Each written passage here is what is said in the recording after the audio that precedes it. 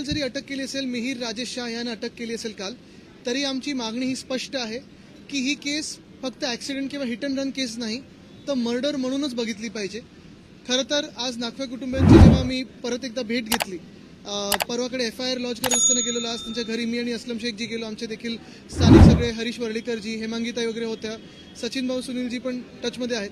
त्यांचं पण आपण जर पाहिलं, त्यांच्याकडून जे काही झालं हे ऐकलं तर एवढं भयानक प्रकार आहे की नरकातून राक्षसाला जरी आणलं तरी असं कोणी करणार नाही. असं कृत्य या मिहीर राजेश शाहने केलेलं आहे. पहिला मुद्दा उपस्थित होतो की हे जर बरोबर उलट झालं असतं तर या सरकारने किती लवकर नाखवानं उचललं असतं किंवा एखाद्या अशा व्यक्तीला उचललं असतं. दुसरी गोष्ट म्हणजे 60 तास त्या मिहीर राजेश शहाला लपायला दिलं. त्याच्या गाडीवरचं जे पक्षाचं चिन्ह होतं ते काढलं, नंबर प्लेट काढली. ही मदत का त्यांना कोण करत होतं, कोणी त्यांच्या मागे होतं का, ह्याला राजकीय रंग आहे का, हे विचार करणं गरजेचं आहे. तिसरं म्हणजे आता काय होईल सुरू की एकंदर इथे बुलडोझर चालवा, तिथे बुलडोझर चालवा, रस्ता खोदा, हे सगळं होईल. पण मिहीर राजेश शाह यांच्या घरावर बुलडोझर चालण्याची हिंमत हे घटनाबाह्य खोके मुख्यमंत्री दाखवणार आहेत का, हे आम्हाला कळलं पाहिजे.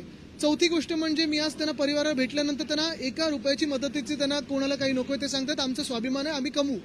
पण त्यांना शिक्षा झालेली, त्या मिहीर राजेश शाहला शिक्षा झालेली, जसं नाखवा परिवाराला बघायचं तसं आमच्या संपूर्ण वरळीला बघायचंय आणि महाराष्ट्राला बघायचंय. कारण हे असे जे काही घटना आहेत ते वाढत चाललेले आहेत. एवढा माज, एवढी मस्ती, म्हणजे 2 किलोमीटर फरफटत नेल्यानंतर परत एकदा रिव्हर्समध्ये येऊन त्या महिलेला उडवलं ह्या मिहीर राजेश शाहनी.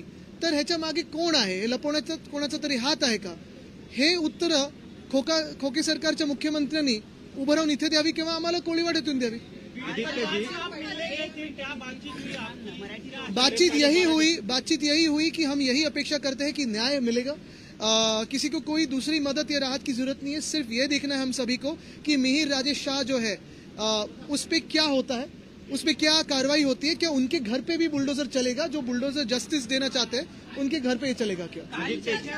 वडील आहे ते ज्या राजकीय पक्षात होते त्या राजकीय पक्षातून त्यांची हकालपट्टी करण्यात आली. मला वाटतं जे आज पत्रक बघितलं मी त्यांची पदावरनं बाजूला केलेलं आहे. राजकीय पक्षातून हकालपट्टी झालेली नाहीये. पण कुठच्याही पक्षात असो, माझा सवाल हाच आहे, त्यांच्या घरावर बुलडोजर जाणार का. आदित्यजी, राज्यभर डायलिसिस सुविधा पुरवण्याच्या हेतूने HLL लाईफ केअर या कंपनीला टेंडर न काढता 2000 कोटींचं काम देण्यात आल्याचं आता समोर आलेलं आहे. बघा, ह्या सरकारचे थोडेच दिवस उरलेले आहेत. सरकार हे 2-3 महिन्यात चालणार आहे. त्यानंतर आमचं सरकार आल्यानंतर हेच सगळे घोटाळे, मग रस्त्याचा घोटाळा असो, स्ट्रीट फर्निचरचा घोटाळा असो, अनेक घोटाळे जे केलेत 2 वर्षात ते आम्ही लोकांसमोर आणणारच आणि न्याय आम्ही दिल्याशिवाय राहणार नाही. जे कोणी याच्यात फसले असतील, मग ते राजकीय लोक असतील, मंत्री असतील, अधिकारी असतील, आम्ही काही न बघता जे दोषी असतील त्यांना शिक्षा देऊ, त्यांना जेलमध्ये टाकू. एक मिनिट, हे केलं सॉरी MMRDA की जो है आज भी मुंबई में लाखों करोड़ों की जगह है, इसे जो भूमाफिया है रातों रात कब्जा करते हैं और बेचते हैं. इसमें स्थानिक जो पुलिस स्टेशन से लेकर जो MMRDA जो स्थानिक ऑफिसर होता है वो और इसका शिकार. ये सरकार ही सबसे बड़ी भूमाफिया है. धारावी रीडेवलपमेंट का आप देख रहे हो, काफी सारे ऐसी जगह हैं जहां ये सरकार की भूमाफिया ऑफिशियली काम कर रही है. तो ये सरकार के अभी कुछ दिन बचे हैं, बदलने के बाद हम देख लेंगे. आरक्षणासंदर्भात बैठक झाली, विरोधक कुठेतरी उपस्थित नव्हते, त्यावरनं गदारोळ जो आहे तो सत्ताधारी घालताना पाहायला मिळतात. मला वाटतं गदारोळ ह्या गोष्टीवरनं झाला कारण सरकारकडे जे आता सप्लिमेंटरी डिमांड ज्या मांडलेल्या आहेत त्याच्यावर देण्यासाठी उत्तर नाहीये. आमचा जो विरोधी पक्षाचा प्रस्ताव होता त्याच्यावर देण्यासाठी उत्तर नाहीये. आपण पाहिलं असेल, गदारोळ त्यांनी प्लॅन करून केला होता. त्या आवाजात त्यांनी त्यांचं कामकाज आहे ते निपटून टाकलं. आम्ही तर तिथे बसलेलो चर्चेसाठी. मुख्य गोष्ट ही आहे की आधीही निवडणुकापूर्वी भाजपने 2दा असे प्रस्ताव आमच्या विधानसभेत मांडले होते. आम्ही एकमताने त्याला पारित केलं होतं. विरोध कोणालाच नाही. आम्ही तर उद्धव साहेबांनी छत्रपती संभाजीनगरमध्ये देखील सांगितलं की सर्वमान्य जो तोडगा असेल, जो निर्णय असेल तो तुम्ही मांडा, आम्ही त्याला बहुमताने काय एकमताने पारित करायला इथे बसलेलो आहोत. सगळे बसलो. जी चर्चा करायची विधान भवनात करा. लपून छपून कशाला करता. आणि दुसरी गोष्ट म्हणजे आता 3ऱ्यांदा बैठक बोलवत आहे, हे सगळं फार्स आहे. सरकारला निर्णय घेता येत नाही आणि सरकारला निर्णय घ्यायचा नाहीये म्हणून असा गोंधळ आणि अशा बैठका चालू आहेत. त्यांनी लोकांसमोर जे काय भूमिका मांडावी, सामाजिक नेत्यांना बोलवावं. राजकीय पक्षांना तुम्ही आधीही 2दा बोलवलेलं आहे. आधी 2दा ह्याच विधान भवनात बरोबर निवडणुकींच्या आधी भाजपने एका विशिष्ट समाजाला फसवण्यासाठी अधिवेशन बोलवलं होतं. पण त्याचं पुढे काय झालं. मुख्य गोष्ट हीच आहे की आता बंद दाराआड बैठका घेऊन चालणार नाही. जे काही मांडायचं आहे ते लोकांसमोर मांडा. आम्ही त्याला जे योग्य तोडगा असेल, तुमचे जे काही म्हणणं आहे बिलकुल नाही. ही दादागिरी सरकारची चालणार नाही. त्यांनी जनतेला दोनदा काय अनेकदा फसवलेलं आहे. आपल्याला आठवत असेल 2 वेळा ह्याच अधिवेशनात स्पेशल सेशन बोलून आम्ही सगळ्यांनी पारित केलंय. एकदा वाटतं 18 की 19ला आणि आता निवडणुकींच्या बरोबर आधी बोलवतात असं काहीतरी आणि लोकांना फसवण्याचा प्रयत्न करतात. कुठचाही समाज फसला जाणार नाही. मुख्य गोष्ट हीच आहे, जे काय आहे तुमचं बहुमत आहे मांडा इथे. जर योग्य निर्णय असेल, योग्य तोडगा काढत असतील, सगळे समाज एकत्र येत असतील तर आम्ही त्याला मान्य करून एकमताने पारित करू. आज सुरू कोस्टल रोडचा अजून एक टप्पा सुरू झाला आहे. हाजी आणि ते वरळी येत्या काही आठवड्यामध्ये डायरेक्ट सिलिंगचा देखील रस्ता कनेक्ट होईल असं मुख्यमंत्र्यांनी. मला वाटतं त्यांना थोडं प्रोजेक्टची अजून माहिती घेणं गरजेचं आहे. त्यांचंच खातं कसं चालतं ते त्यांना कळलं नाही अजून एवढ्या वर्षांमध्ये. त्यांनी एकतर ह्या प्रोजेक्टला उशीर केलेला आहे.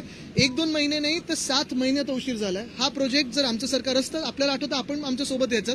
प्रत्येक आठवड्यात MMRD मध्ये आम्ही ह्याची बैठक घ्यायचो, ओपन बैठक असायची आणि प्रत्येक महिन्यात नरिमन पॉईंट कफ परेड असेल, वरळी शिवडी कनेक्टर असेल, MTHL असेल, कोस्टल रोड असेल, ह्या सगळ्या रस्त्यांची आम्ही माहिती घेऊन तिथे साईट व्हिजिट करायचो स्थानिक आमदार, नगरसेवक आणि खासदारांना घेऊन.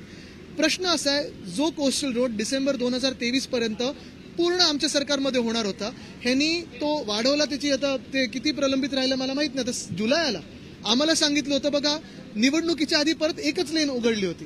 सगळे हे निवडणुकीचे खेळ असतात, त्यांचे फार्स असतात. निवडणुकीच्या आधी एक लेन उघडली, मग आता अजून एक लेन उघडली, मग एक टनल उघडलं, मग पुढचं टनल उघडलं. गंमत अशी होते की VIP रात्री पण, आता त्या दिवशी मी ट्विट केलं होतं, एक मोठा ताफा त्याच्यावरनं गेला. पण सामान्य मुंबईकरांसाठी, ज्यांच्यासाठी आम्ही हा कोस्टल रोड बांधला, त्यांच्यासाठी हे खोके सरकार दरवाजे उघडत नाही. माझी मागणी हीच आहे की हे जे जुलैपर्यंत का लांबलंय ह्याच्यावर सखोल चौकशी व्हावी. आम्ही तर करणारच आहोत. खरं तर हा कनेक्टर कधीच झाला पाहिजे होता. दुसरी गोष्ट माझी मागणी ही आहे म्युन्सिपल कमिशनरांकडे की पूर्णपणे कोस्टल रोड जो आहे तो 24 तास खुला ठेवा. एक त्यांनी बँकेसारखं ठेवलं किंवा एखादं जे 9 to 5 जॉब असतो, सकाळी 9 ते संध्याकाळी 5, रात्री VIP न अलाव करता, मग सामान्य नागरिकांना का नाही? माझं म्हणणं हेच आहे, टनेलच्या दोन्ही बाजू शनिवार रविवारी पण उघडा आणि जो कुठचा रस्ता पूर्ण झाला असेल तो पूर्णपणे उघडा.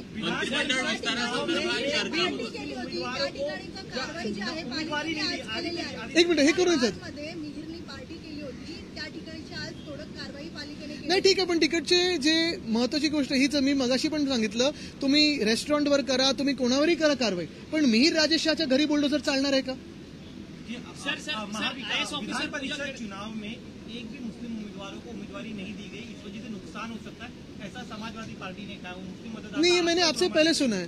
मंत्रिमंडळ विस्तारासंदर्भात देखील चर्चा रंगताना पाहायला मिळतात. जाऊ दे, तुम्ही कोणाला चिमटा काढताय? हे बघा, आमचे याने विचारत असतात कोट कधी मिळणार. अनेक लोकांनी तिथे जॅकेट तयार ठेवलं, ते घरी बसल्यानंतर जॅकेट घालून बसतील. आता दुसरा अजून एक प्रश्न असा आहे की उदय सामंत असं म्हणतायत की ओबीसी मधनं मराठ्यांना आरक्षण मिळावं की नाही हे किमान विरोधकांनी सांगावं. बघा, मी उद्धव साहेबांनी भूमिका स्पष्टपणे मांडलेली आहे की सर्व समाजांना न्याय मिळेल अशी भूमिका मांडा. आम्ही एकमताने पाठिंबा देऊ. आधी देखील 2दा याच विधान भवनात निवडणुकीच्या आधी भाजपने हे नाटक केलं होतं आणि नंतर तोंडावर पडलेले, समाजाला फसवण्याचा प्रयत्न केला होता. भाजप निवडणूक आली की सगळं असं करतं आणि समाजाला फसवण्याचा प्रयत्न करतं किंवा 2 समाजांमध्ये भांडणं वाढवण्याचा प्रयत्न करतं. जर पाहिलं तर जातीपातीमध्ये भांडणं, धर्मामध्ये भांडणं, त्याच्यावरच भाजप पोळी वाजतं. हे चालणार नाही. महाराष्ट्र स्वीकार करणार नाही.